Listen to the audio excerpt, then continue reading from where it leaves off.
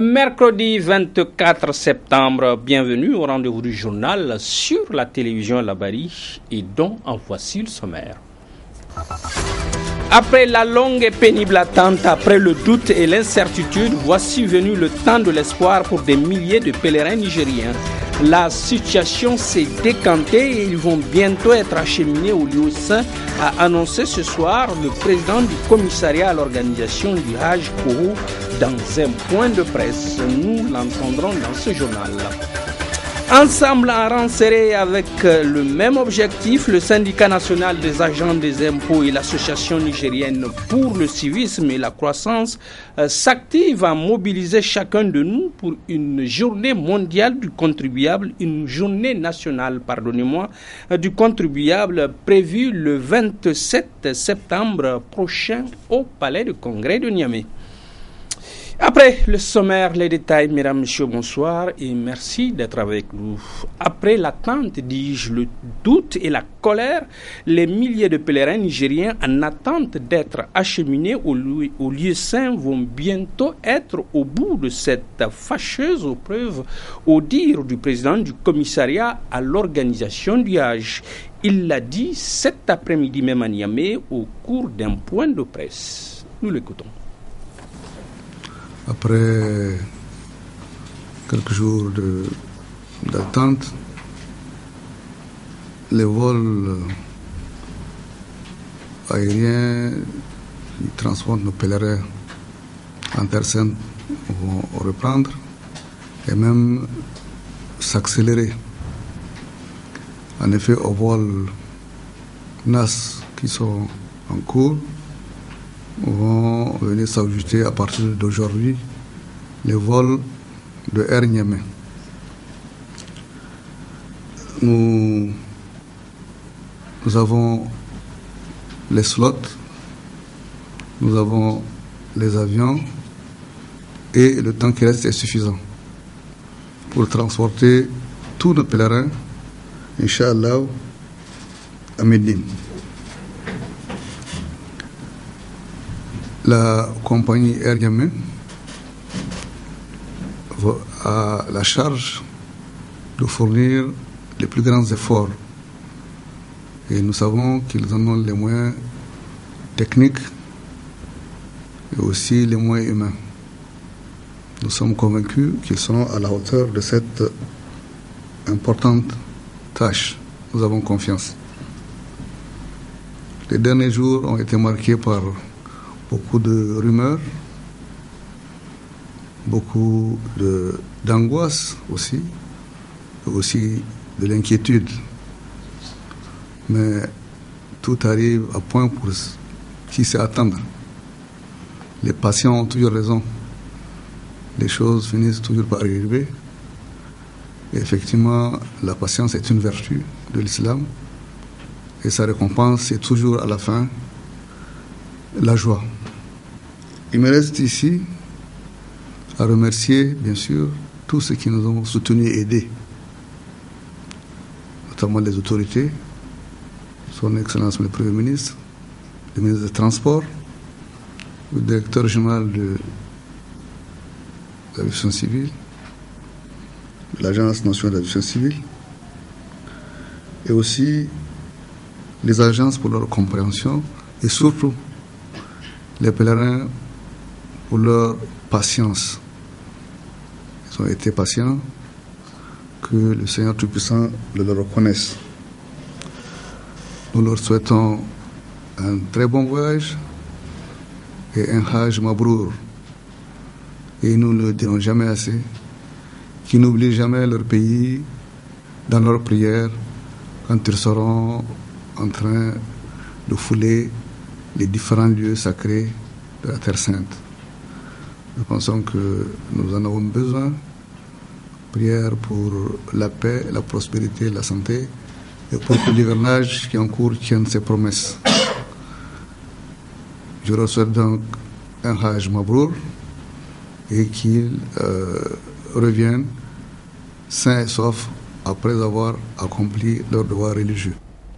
Un autre point de presse, celui conjointement animé ce matin par le syndicat national des agents des impôts SNAI et l'association nigérienne pour le civisme et la croissance ANDC. La journée nationale du contribuable, c'est pour le 27 septembre prochain. Alors, ils font feu de tout bois pour réussir une grande mobilisation et donner de l'éclat à l'événement. Nasser Dantoufo et Aboubakar Souley pour le compte-rendu. Une journée dédiée aux contribuables nigériens. L'idée est de l'association nigérienne pour le civisme et la croissance, en collaboration avec le syndicat national des agents des impôts SNAI. Pourquoi cette initiative conjointe ANDC-SNAI? Le SNAI ne peut que travailler activement pour le succès de cette journée dédiée aux contribuables, parce que la satisfaction des contribuables dans l'accomplissement de leurs obligations fiscales est plus que jamais une priorité pour les agents des impôts. Nous en appelons à la mobilisation et à la participation de tous les contribuables de la Direction générale des impôts et d'autres acteurs clés de développement national, soucieux de la prospérité du Niger, à venir massivement honorer de leur présence cette journée qui se veut avant tout le meilleur cadre de communication et de concertation directe entre les contribuables et les agents des impôts, en vue d'une véritable prise en compte des préoccupations majeures des uns et des autres, afin d'assurer d'une part le plein épanouissement des entités économiques à travers une croissance soutenue et une politique fiscale plus souple, et d'autre part la forte mobilisation des ressources internes pour l'accroissement des paiements spontanés des impôts et taxes dans un esprit partenarial contribuable, Direction générale des impôts. Pour le président de l'association nigérienne pour le civisme et la croissance, la journée du contribuable est pleine de symboles. Parce que les ressources internes doivent faire preuve de l'affirmation de notre souveraineté nationale, nous estimons que les uns et les autres qui se sacrifient chaque jour à travers le prélèvement des impôts et taxes, il va falloir quand même que le partenaire qui est la Direction générale des impôts inscrive dans son agenda ne serait-ce qu'une heure de temps pour leur rendre hommage et leur témoigner de leur reconnaissance. Parce que nous sommes dans un monde civilisé, nous voudrions évoluer vers des mentalités positives qui ne feraient plus comprendre que la DGI est une institution répressive parce que simplement elle est gendarme dans la mobilisation des impôts et que par conséquent, que les citoyens le veuillent ou pas, contre son gré et contre les aléas de la vie de ses activités, il est tenu à payer l'impôt. Rendez-vous est donc pris pour ce 27 septembre 2014 au Palais des Congrès pour l'édition 2014 de la Journée nationale du contribuable, placée sous l'égide de la Direction générale des impôts. Vivement le 27 alors. Hier mardi 23 septembre à New York et en marge des travaux de la 69e session de l'Assemblée générale des Nations Unies s'est tenu un sommet sur le dérèglement climatique et les énergies renouvelables. À l'occasion, nous nous sommes entretenus avec Issa Garba de la plateforme de la société civile nigérienne. Nous l'avons écouté hier, dis-je, nous le réécoutons ce soir s'attarder sur la dépendance énergétique de notre pays. Nous l'écoutons. Par rapport au thème de cette année, effectivement, c'est le changement climatique et les énergies renouvelables. Parce qu'il est important, surtout, des pays comme le Niger, nous avons toutes les sources de potentialité énergétique. Il nous suffit tout simplement de nous y mettre et de les exploiter et nous n'aurons jamais de problème. Parce qu'aujourd'hui au Niger, quelle que soit la source d'énergie que vous prenez, nous en avons. Si vous prenez le nucléaire qui est une énergie propre, mais fossile, nous en avons. Si vous cherchez encore, par rapport, si vous voulez encore, nous avons les sources d'énergie renouvelables. Toute la vie qui est l'énergie éolienne, le vent souffle tellement fort au Niger. Et nous avons du soleil qui est là, qui nous brûle et que nous sommes incapables ou nous ne mettons pas les moyens pour exploiter. Et nous avons de l'énergie hydrique et nous avons même la capacité aujourd'hui de produire de l'énergie géothermique aujourd'hui qui est extraite à partir de la chaleur de la terre.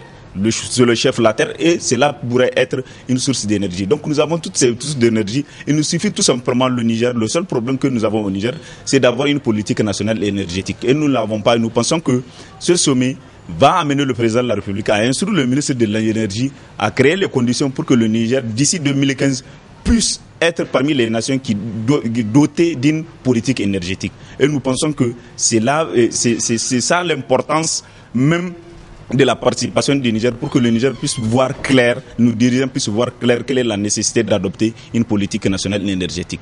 Parce que nous souffrons de ça et nous pensons que quand nous avons une souffrance et que nous allons créer les conditions aussi d'y remédier et chercher des solutions appropriées.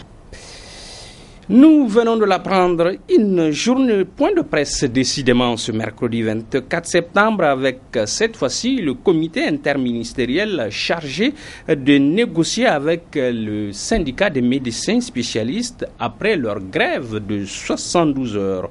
On y apprend successivement les problèmes posés par les médecins, le syndicat des médecins et les propositions du gouvernement.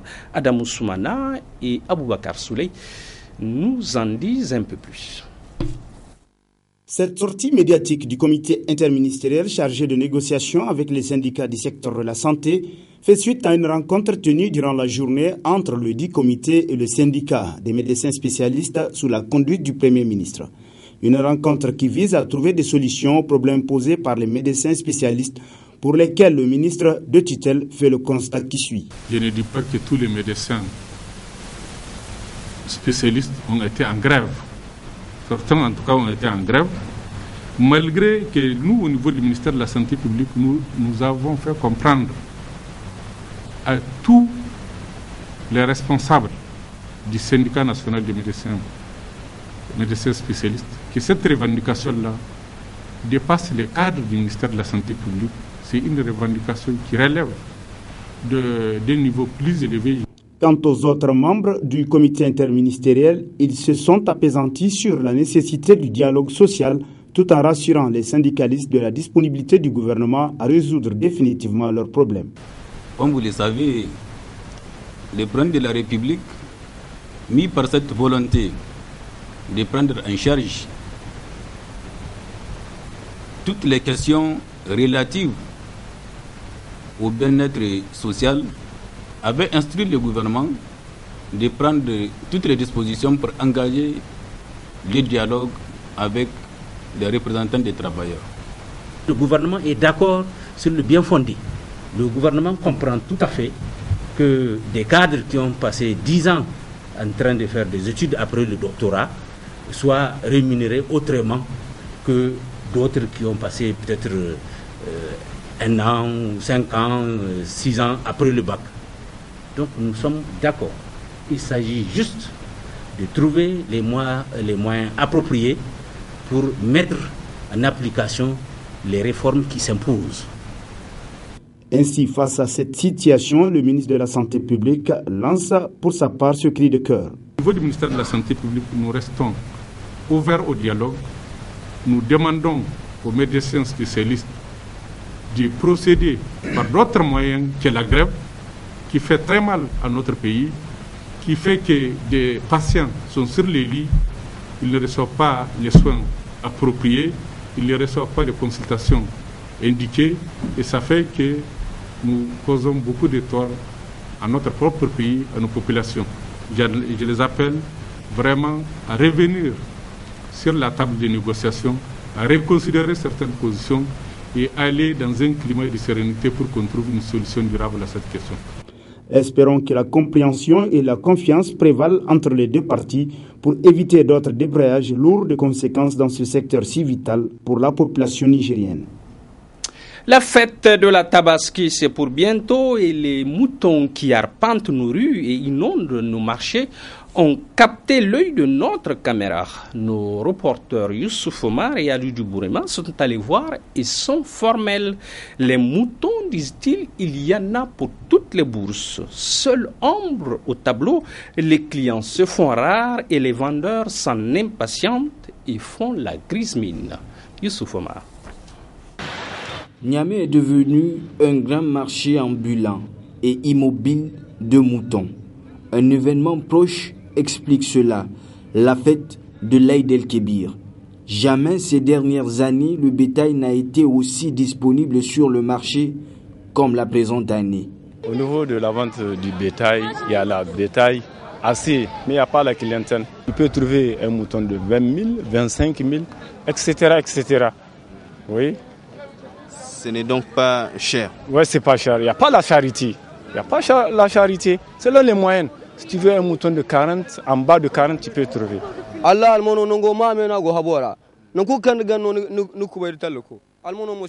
L'abondance du bétail s'explique par le fait que nos plus grands clients de la sous-région ne sont jusque-là pas présents. Il n'y a pratiquement pas de clients.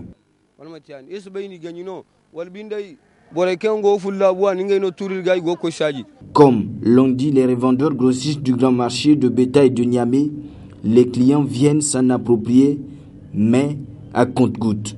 Qui pour acheter, qui pour revendre. J'ai acheté ce mouton à 61 000 francs CFA.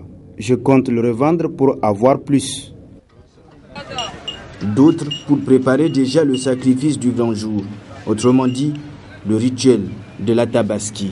Oui, ces moutons, je viens de les payer à 67 000 francs. Oui. Donc tout le monde peut avoir selon ses moyens. Oui. Le prix est bas par rapport au mois passé. Oui. Le prix est bas, franchement, par rapport au mois passé.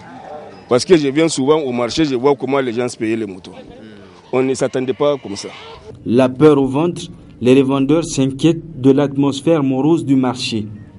Certainement d'ici peu, juste le temps que la sacoche du fonctionnaire soit remplie de billets de banque, les marchés de bétail seront inondés de clients. Point final de ce journal. Merci à vous tous. Chaque jour, plus nombreux à nous suivre, nous dit-on. Portez-vous bien et au revoir.